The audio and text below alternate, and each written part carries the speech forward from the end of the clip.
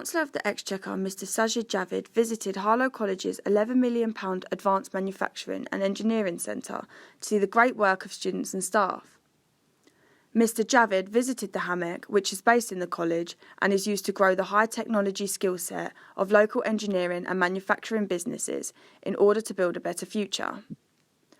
Chancellor Mr Javid was accompanied by Harlow's Conservative parliamentary candidate and former local MP Robert Halfon, where they met with students and staff to see how well the centre is doing and how useful it has been for those on the course to have such advanced equipment thanks to the government's generous funding. My old friend Rob, and Rob has been a big champion of technical skills, especially in Harlow but across the country.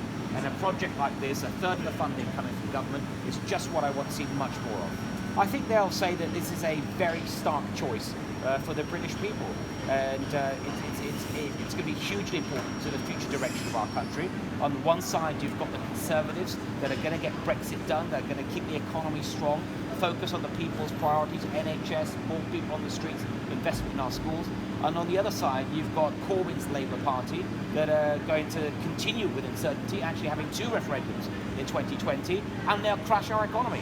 Well, housing will be a huge priority for us. It has been in the last few years, where we've managed to get house building up to its highest level in 30 years, but we know that there's much more to do.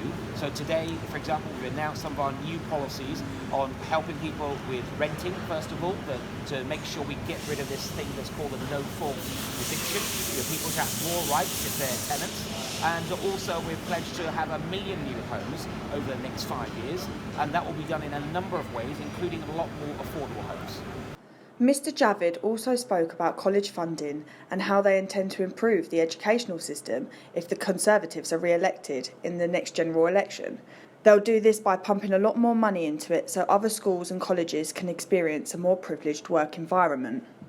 We increased funding for FE colleges nationally for the biggest increase in 10 years. But if we get re-elected, there'll be £2 billion of capital available for FE colleges to really have a renovation, to put together new buildings, to build new facilities. This one itself, if I'm not mistaken, I think the total cost was around £11 million, and a third of that funding came from the government because of the work of this man, Rob Halfon. Our priority for us for a while now has been schools, and that's why we've announced increases in funding for the next 3 years of £14 billion in total. That's one of the biggest increases schools have seen. For teachers, we've said that you need fantastic teachers. We're blessed with so many of them, but in some subject areas we need more. And one of the things that we're doing is to say over the next 5 years we want to make sure that all teachers are getting at least £30,000 a year, regardless of which part of the country that they work from, and also that we continue to listen to teachers because they're in touch with students on a daily basis, and it's important to work together in a partnership.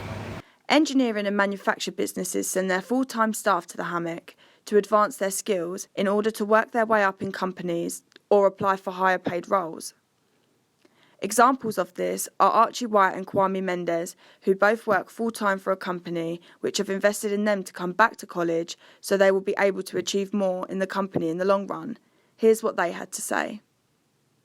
I'm an engineering apprentice, and I've got the apprenticeship by some companies coming in and interviewing us. It's a 4-year apprenticeship within the college, so 4 days at my apprenticeship and 1 day here at college. They're always helping us and giving us advice when we need it, but I mean they could do a bit more like coaching of like how to do things on the machines and that.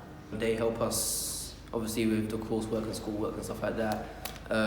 Occasionally they come into to the apprenticeship company, just talk us through stuff and see if we're doing all right.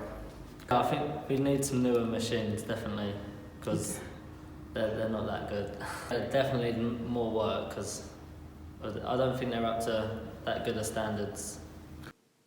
Between 2009 to 2012, there have been a large increase in the amount of people applying for apprenticeships.